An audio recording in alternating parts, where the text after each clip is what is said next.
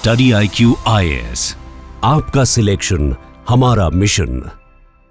नमस्कार दोस्तों भारत के स्टॉक मार्केट में एक बड़ी गिरावट देखने को मिल रही है। अभी फ्राइडे को ही आपको पता होगा निफ्टी और सेंसेक्स दोनों में लगभग 2% के आसपास की गिरावट देखने को मिली। और ये ऐसा नहीं है कि कोई सडन हुआ है, इनफैक्ट पिछले कुछ महीनों से अगर आप देखोगे तो लगातार ये गिरावट हो रही है। अब इसको लेकर मैं इस वीडियो के अंदर आपको बताऊंगा कि यहाँ पर इसके पीछे का असली कारण क्या है, क्योंकि कई लोग यहाँ पर बार बार ट्रम्प टैरिफ की बात कर रहे हैं। तो क्या ये कारण है, क्या दूसरा कारण है, क्या डोमेस्टिकली हम अच्छा कर पा रहे हैं, क्या ये बहुत इंपॉर्टेंट फैक्टर्स हैं। तो इस सब के बारे में हम डिटेल से चर्चा करेंगे ताकि आपको एक सही तरीके से जानकारी मिल सके कि प्रॉब्लम कहां पर है। चलिए शुरुआत करते हैं। देखिए, उसके पहले मैं आप सबको बता दूं कि स्टडी IQ पर हमारे द्वारा स्किल बेस्ड कोर्सेज भी आपको कराए जाते हैं। जैसे हमारा स्टॉक मार्केट इन्वेस्टिंग का पूरा एक कोर्स है जिसमें बेसिक से एडवांस तक की पूरी स्टडी आपको कराई जाती है। इसमें क्या है कि अगर आप बिगनर हो या फिर अगर ऑलरेडी आप इन्वेस्ट कर रहे हैं लेकिन सही तरीके से नहीं कर पा रहे हैं, आपको प्रॉपर नॉलेज चाहिए, तो उसके लिए हमारे सभी रजिस्टर्ड जो एक्सपर्ट हैं वो आपको इस पूरे कोर्स के अंदर सब कुछ बताएंगे। तो इसका लिंक कमेंट सेक्शन में दिया हुआ है, वहां जाइए और यूज करिएगा ये कोड अंकित लाइव ताकि आप मैक्सिमम जो डिस्काउंट है वो ले सकें। तो चलिए शुरुआत करते हैं। और सबसे पहले मैं आपको बता दूं, अभी जो फ्राइडे को सेंसेक्स में फॉल देखने को मिला, लगभग 1.9% 2% के आसपास का 1400 पॉइंट्स फॉल हुआ था। और ये अगर आप देखिए तो 4 फरवरी के बाद से काफी ज्यादा इंटेंसिफाई हो गया है। पिछले एक महीने में अच्छी खासी गिरावट हुई है। इनफैक्ट आप देख सकते हो 78,500 से लेकर 73,000 आ गया। इनफैक्ट ऐसा नहीं है कि ये पिछले एक महीने से ही हो रहा है, पिछले 5 महीने से अगर आप देखोगे तो हर महीना यहां पर नेगेटिव में रहा है। यहां पर लगभग 30 साल का रिकॉर्ड टूटा है। उसको लेकर मैंने एक अलग से वीडियो बनाया था और आपको बताया भी था कि कैसे अक्टूबर में अगर आप देखिए तो यहां पर अपने हाई पर पहुंच गया था 26 सितंबर एग्जैक्टली। और उसके बाद से आप देख सकते हैं यहां पर एक अच्छी खासी लगभग 15% के आसपास सेंसेक्स और निफ्टी में गिरावट आ चुकी है। और इस साल अगर आप देखोगे 2025 में तो 6.7% की गिरावट हुई है। तो क्वेश्चन अब ये आता है कि ये जो गिरावट है, क्या इसके पीछे का कारण ट्रम्प का ट्रेड टैरिफ है? देखो, tariff is not the most important factor, आपको समझना है। मतलब टैरिफ एक फैक्टर हो सकता है लेकिन ऐसा फैक्टर नहीं है कि पूरा का पूरा मार्केट इतना ज़्यादा यहाँ पर गिर जाए। और क्योंकि आपको फोकस करना है हमारे डोमेस्टिक फैक्टर्स के ऊपर, क्योंकि अगर हम डोमेस्टिकली स्ट्रांग होते तो शायद ये टैरिफ हमारा कुछ बिगाड़ नहीं पाता। क्योंकि मैं आपको बता दूं यहाँ पर जो मार्केट्स हैं वो एक्सटर्नल फैक्टर्स पर तो काम करते हैं, लेकिन साथ ही साथ जो इंडियन इकोनॉमी है पिछले 6 महीने से अगर आप देखोगे तो कहीं ना कहीं उसमें रुकावट आई है, स्लो डाउन आया है। एंड ये एक बड़ा कारण बताया जा रहा है कि जिसकी वजह से मार्केट में गिरावट हुई है। फिर इसके अलावा यहाँ पर जो वैल्यूएशंस हैं वो काफ़ी हायर साइड पर हो गए थे, स्पेशली जो मिड कैप स्टॉक हैं, स्मॉल कैप वाले जो स्टॉक्स हैं वो काफ़ी एक्सपेंसिव हो गए थे। तो ज़्यादातर एक्सपर्ट्स का यही मानना है कि उसमें करेक्शन आना काफ़ी ज़रूरी हो गया था, क्योंकि वो माहौल आप याद करिए 6-7 महीने पहले अगर आपको याद होगा, बार बार ये डर लग रहा था कि आखिरकार ये मार्केट कितना भागते जाएगा, कब रुकेगा। यही चीजें डिस्कस हो रही थी, बार बार डर लग रहा था, ऐसा लग रहा है कई लोगों को पैसा लगाने का। तो ये एक करेक्शन काफी ओवरड्यू था, ऐसा बोला जा रहा है। मैं आपको जस्ट एक एग्जांपल बताता हूं। अगर मान लो टैरिफ एक कारण होता, फॉर एग्जांपल चाइना की अगर हम बात करें, चाइना पिछले 35 से 40 वर्षों में 10% से ग्रो किया है। जी हां, 10% से लगातार पिछले 3-4 दशक वो ग्रो किया है। तो क्या चाइना के ऊपर सैंक्शंस नहीं लगे हुए थे? क्या चाइना के ऊपर टैरिफ नहीं लगा हुआ था? बिल्कुल लगा हुआ था, लेकिन फिर भी वो ग्रो किया। क्यों? क्योंकि चाइना की जो डोमेस्टिक इकोनॉमी है वो काफ़ी ज़्यादा रिजिलियंट थी। उन्होंने अपना जो हाउसिंग और अर्बनाइजेशन है उसको सही किया था और उनकी इकोनॉमी सस्टेन्ड बेसिस पर चल रही थी अपने आप।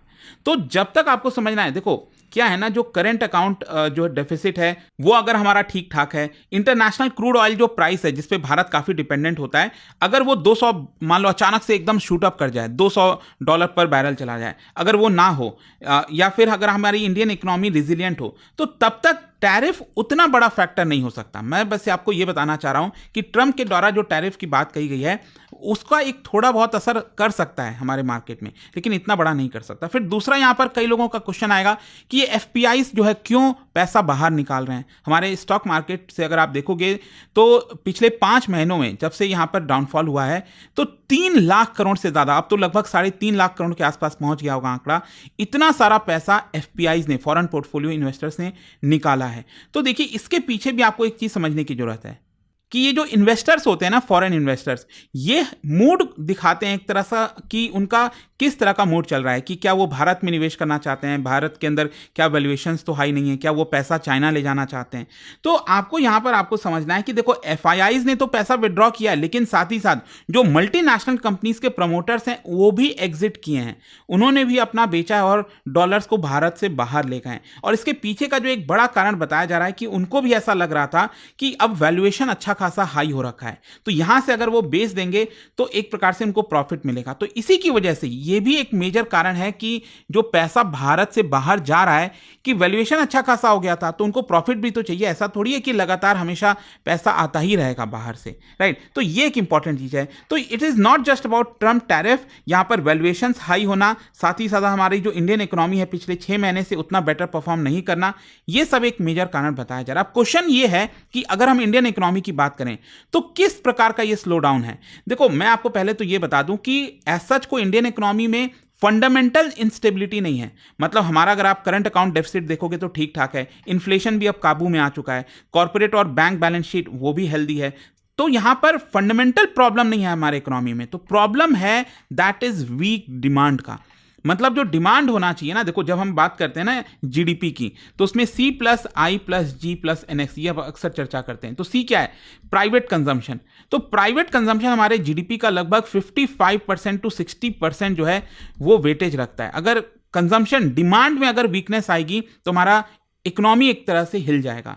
तो यहां पर जो वीक डिमांड है उसको हम सॉल्व भी कर सकते हैं। देखो कई सारे चीजें हैं, पॉलिसीज हैं, मॉनेटरी पॉलिसी, फिस्कल पॉलिसी, वो एड्रेस कर सकते हैं इसको। और अभी आपने देखा ही होगा यूनियन बजट में निर्मला सीतारमण जी ने क्या किया, टैक्स में रिलीफ देने की कोशिश की। तो अगेन उससे लोगों के पास पैसा थोड़ा सा बेटर हो और लोग खर्च करें तो डिमांड बढ़े एक तरह से। फिर इसके अलावा यहाँ पर कोशिश यही होनी चाहिए कि जो मॉनेटरी साइड है, मतलब जो आरबीआई पॉलिसी लेकर आती है, वो भी इसको फेवर करें ताकि डिमांड जनरेट हो। तो गिवन यहाँ पर कोई भी मैक्रो इंस्टेबिलिटी नहीं है भारत के अंदर, यहाँ पर डिमांड का ही इशू है, तो आरबीआई भी सपोर्टिव हो सकता है और हमारी इंडियन इकोनॉमी वापस से मोमेंटम में आ सकती है। और एक बार इकोनॉमी मोमेंटम में आ गई तो ये जो एफपीआईज बाहर जा रहे हैं ना, ये खुद ही अपने आप भारत वापस आने लग जाएंगे और वापस से स्टॉक मार्केट ऊपर उठने लग जाएगा। हाँ, इसमें अभी थोड़ा सा टाइम लगेगा, ऐसा नहीं है। देखो आरबीआई भी क्या करती है, जो पॉलिसी रेट वगैरह है, रेपो रेट वगैरह, अभी आपको याद होगा 0.25% कम किया गया था। तो आशा यही है कि 2 महीने के बाद वापस से आरबीआई की मॉनेटरी पॉलिसी कमेटी जो है वो 0.25% वापस से कम करेगी। तो इसको ट्रांसफर होने में थोड़ा सा समय लगता है, 1 क्वार्टर 2 क्वार्टर लग जाएगा, तो एक प्रकार से हमारी इकोनॉमी वापस से रिकवर कर पाएगी। हाँ, एक चीज आपको फोकस करनी है वो है हाउसिंग सेक्टर के ऊपर।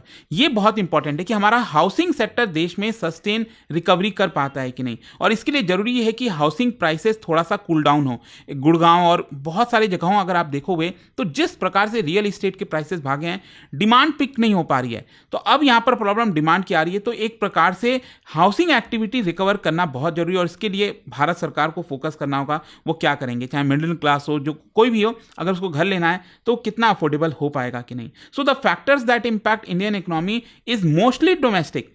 मैं ये नहीं कह रहा हूं कि टैरिफ वगैरह फैक्टर नहीं है, एक्सटर्नल फैक्टर भी है, लेकिन डोमेस्टिक फैक्टर सबसे ज़्यादा मायने रखता है। अगर मॉनेटरी पॉलिसी सपोर्ट करेगी, कंटिन्यू करेगी, हाउसिंग एक्टिविटी रिकवर करेगी, जो इकोनॉमी भी बेटर कर सकती है और अल्टीमेटली हमारा मार्केट भी ऊपर जा सकता है।